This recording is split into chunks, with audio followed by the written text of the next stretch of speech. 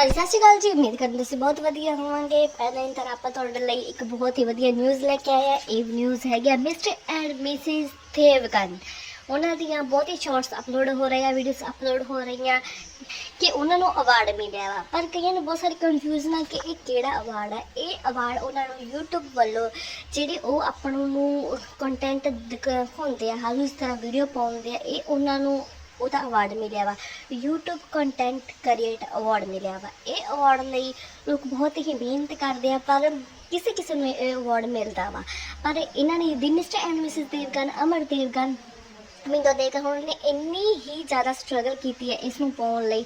आपां सारे जानते ही हैं। तो अज ये अवार्ड इन्होंने मिल चुकिया वा, बेस्ट यूट्यूब क्रिएट अवार्ड। इसके ये हकदार भी है। आपां सारिਆਂ ਨੂੰ ਇਹਨਾਂ ਨੂੰ ਬੈਸਟ ਵਿਸ਼ੇਸ ਦੇਣੇ ਚਾਹੀਦੇ ਆ ਕਿ ਇਹ ਹੋਰ ਤਰੱਕੀ ਕਰਨ, ਹੋਰ ਲੋਕਾਂ ਨੂੰ ਅੱਗੇ ਦੇ ਅੱਗੇ ਕੰਮ ਦੇਣ। ਮਿਲਦੇ ਆਪਾਂ ਨੈਕਸਟ ਵੀਡੀਓ ਵਿੱਚ। ਤੁਹਾਨੂੰ ਵੀਡੀਓ ਵਧੀਆ ਲੱਗਿਆ ਚੈਨਲ ਨੂੰ ਸਬਸਕ੍ਰਾਈਬ ਜ਼ਰੂਰ ਕਰਿਓ ਜੀ, ਲਾਈਕ ਕਮੈਂਟ ਸ਼ੇਅਰ ਜ਼ਰੂਰ ਕਰਿਓ ਜੀ।